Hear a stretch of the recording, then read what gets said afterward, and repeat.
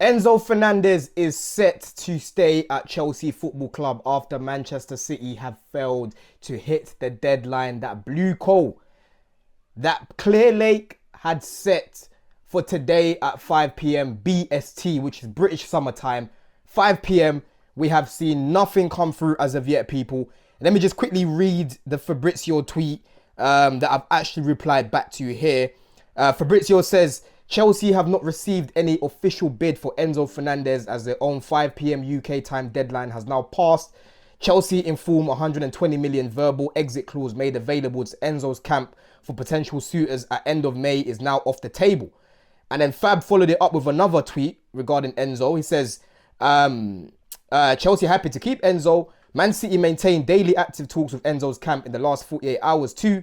Up to Man City if they want to try again on different conditions.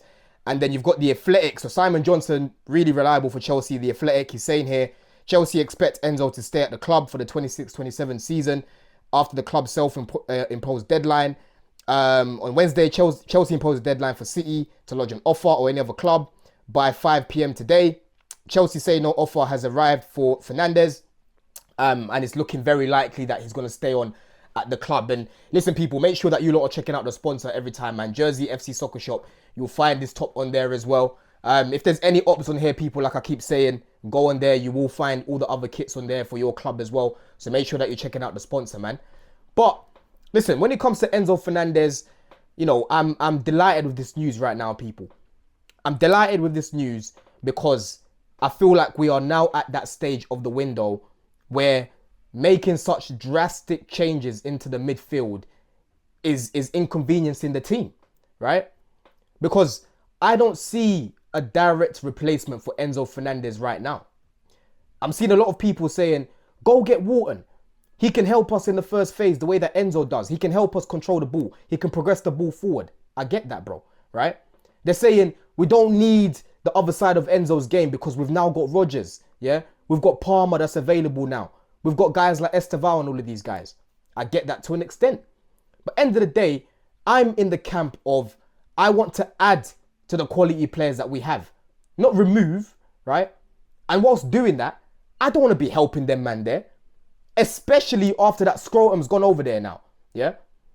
I swear to God, bro, Blue Coal, Clear Lake, all you, man.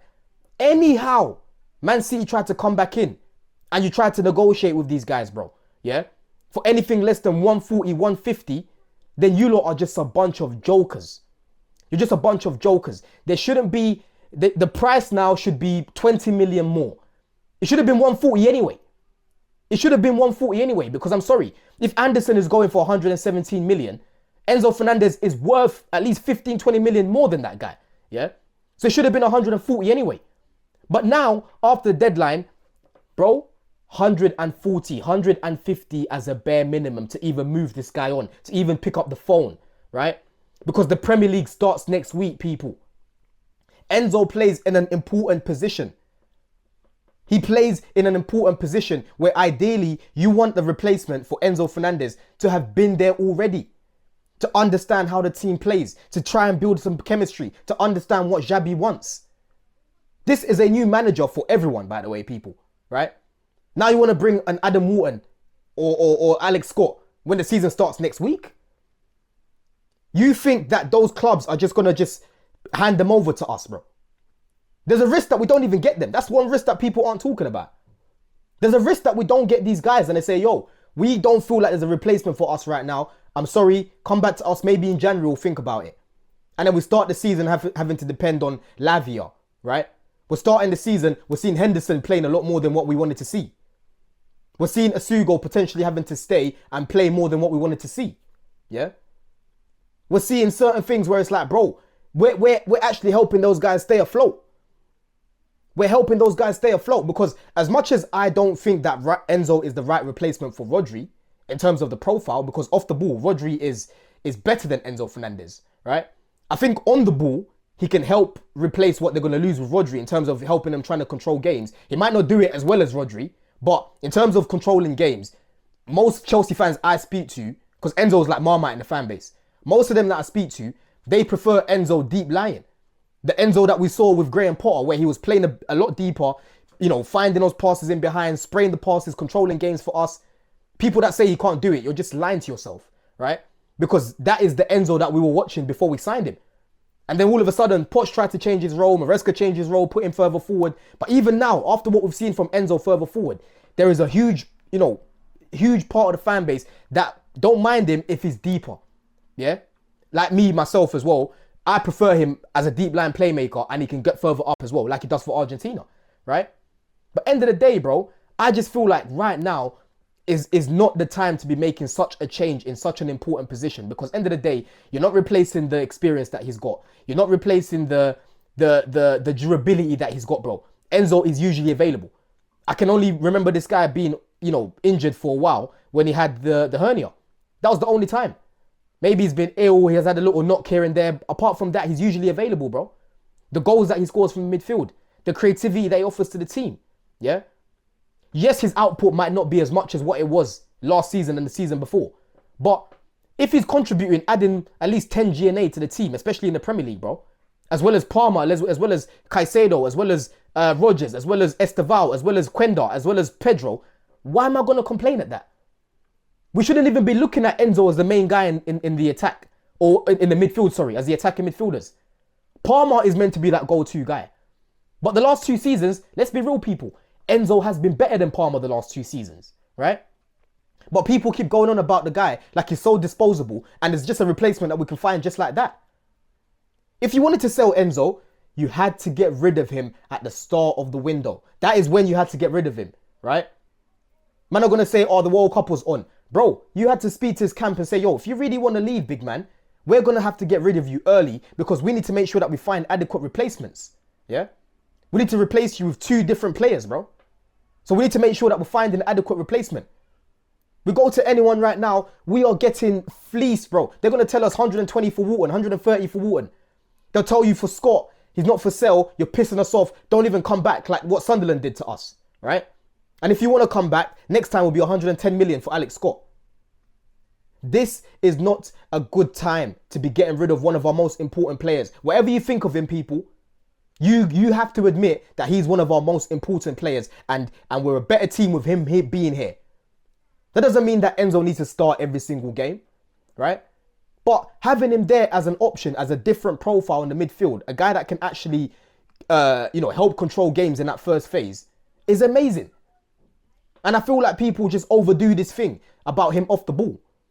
I say this many times. He might not be Caicedo off the ball. He might not be Declan Rice off the ball. But he's decent off the ball. As long as he's got people near him, right?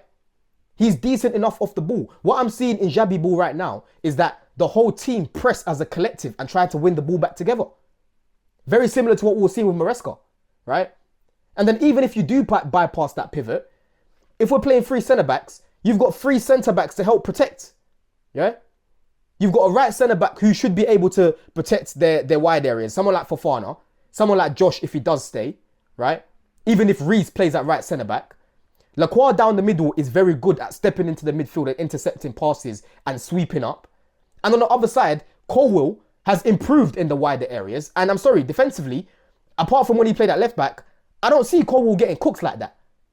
I never walk away from games thinking, oh my God, Colwill got absolutely cooked today. I don't look at it like that. So he's actually got extra protection behind him if we do play the 3 centre-backs, bro. Right? But end of the day, I'm expecting us to be controlling more games because we've got a manager who wants to keep the ball. So if you've got Enzo and Caicedo playing together, keeping the ball, right? Cool, sometimes you're going to have transitions. But if you've got most of the ball, and I'm looking at João Pedro, the Estevaos, the Palmers, the Rodgers, we should be outscoring more teams. The likes of Palestra and Shivaria should be helping us pin back more teams, which means that there is less transitions, right? And as we are as a team, we need to be winning the ball high. So you're not leaving Enzo in all of this space where he's fighting for his life. It's not going to be ping pong, people. We're not playing Rocinha ball or Poch ball. I feel like it's going to be more controlled in how we want to play, how we want to build from the back, right? But for people that say Enzo can't play in the pivot and that he's so bad off the pivot, I don't know what you lot think Wharton is. Because we've played Wharton many times. Enzo and Caicedo have played Wharton many times and dominated that midfield, yeah? The last time we played these guys away from home, we bossed that midfield. Absolutely bossed Wharton in that game, right? Palace is actually one of the teams that we've got a very good record against. We ain't lost against them in ages. In ages. But guys are going on as if Adam Wharton is Declan Rice off the ball, Caicedo off the ball. He's not that, bro. As much as I like him, as much as I started the window, I was looking at it saying, yo, I think Enzo's going to go to Real Madrid. I think Wharton will be a good replacement, but you need to bring someone else like a Morgan Gibbs-White. Because I didn't think we were going to bring Rodgers, to be honest. I said, bring Morgan Gibbs-White and bring Adam Wharton. I think that can be a good replacement for Enzo, right? But I'm sorry, at this stage of the window, bro, I am not trying to inconvenience us when we're literally a week away from starting the Premier League, bro. It's a week today. Next week, Friday, the Prem is going to be alive. Yeah? Am I want to make such a big decision to get rid of someone like that? It doesn't make sense. If anything, we need to add to the midfield right now. we need to bring an additional midfielder. Ideally, a Matic type profile, right? I don't really. That's why things had to low key change, bro. In terms of the money, yeah. And for me, I won't be surprised if Enzo Fernandez signs another deal on more money.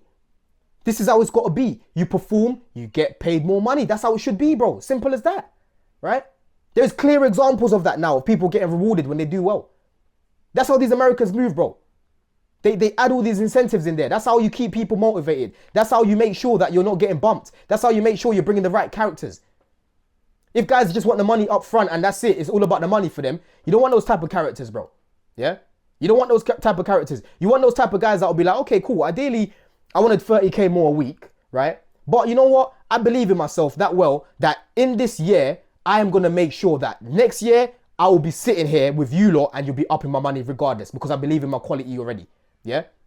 Rodgers accepting what he's accepting right now because he knows in a year's time, I'm going to contribute in this team so I will get more money, bro. Yeah? These are the things, these are the type of people that I want in the team, at the club. And what kills me about this Enzo discourse as well, yeah, is the fact that Enzo hasn't, once come out trying to miss training. The guy literally came back early, bro, right? He came back early. My take on Enzo will be different if I was seeing this guy doing what Courtois did. Like refusing to come back to train, just making a mess, making a racket, pushing for it. We've literally seen Enzo when he was at Benfica, pushing Rui Costa, bro, telling this guy, I want to leave. He was begging, I want to leave. We haven't seen Enzo do that once, right? That's why I'm saying he needs to go sack his agent. He needs to go sack his agent because he wasn't able to get a club to put money on the table. Look how embarrassing it is, bro. You had Real Madrid, yeah, your dream club, coming out and saying, yo, we're not after this player. We don't want him, right? You've got Man City scrambling around. They've missed the deadline, yeah? No one right now is trying to put the money on the table for your client, bro. And then on top of that, you still haven't been able to get him the money. Because Enzo right now, bro, the guy came back early. He's probably looking at how the club are moving this summer because, let's be honest, people, things are, they're doing things a lot differently. It's clear to see. From time you're signing guys who are nearly 40, there's a clear change, right? Like I said, I will believe it when I see it, and I am seeing it now, right? The way we're moving this summer, Enzo might be more inclined to want to stay because he can clearly see now that things are changing. He can clearly see that he's not one of the guys that they're looking at, the squad, the younger players are looking at, and they're like, yo, he's our go-to guy. He's part of just the leadership group now because you've got guys like Welbeck there. Like I said, Super Nanny Henderson is there. Lacroix is there, right? Man's looking around, he's seeing Morgan Rodgers, yeah? He's seeing, Esteval's available right now. He's seeing guys like Lacroix. He's seeing certain man and he's like, yo, we're moving different. It's not like before, last season when the environment looked crazy. Now, obviously, a ball hasn't been kicked as of yet, and we've got a game tomorrow. So hopefully, we play well in that game because, I think the only game that really impressed me this preseason was the game against Milan. But obviously, there's been a lot of people missing. The pitch was horrendous. That's why I haven't even really done any reviews for those games, people. I'm going to do a review after tomorrow about what I've watched, right? But in terms of Enzo Fernandez himself, he doesn't seem like a man to me who is pushing and pushing and pushing to leave. He seems more disgruntled than anything, yeah? And I can't blame him for being disgruntled, bro. You know what I mean? But like I said, it won't surprise me if he ends up staying and ends up signing that new contract, right? So end of the day, listen, Chelsea, bro, no more negotiations for this guy, bro. Let's just think about the season, focus on the season, because for me, honestly, bro, I think we can do big things this season. Because I'm looking around, I'm seeing what Arsenal are doing. They're not really moving me in the window. I'm seeing Liverpool. As it stands right now, I'm not putting them in my top 4. Man United, I think are actually doing really well, but I think the squad over four comps, I don't know if will be enough. Man City, I think, will be thereabouts as well. I just don't really see real clear favourites, people. And I feel like we need to be adding to Enzo, not taking man away. Yeah? But people, let me know what you think of my thoughts anyway, man. Enzo Fernandez, I hope this guy stays. I hope, Chelsea don't start, extending no deadlines and thinking about it again, bro. It's done now. Let them go and get someone else. Let them go try with McAllister. I saw some McAllister news yesterday, bro. But let me know what you think of my thoughts anyway, people. In a bit. Bless. Love. Yes, people, make sure that you're checking out Jersey FC Soccer Shop for all your football tops, people. They've got all the classic tops, all the retro tops, all the Chelsea tops. And if you're not a Chelsea fan, you're an op on here, trying to see what I've got to say, people, make sure that you're checking them out. Don CFC at checkout for 20% off, people. Jersey FC Soccer Shop. Make sure that you're checking them out. Love.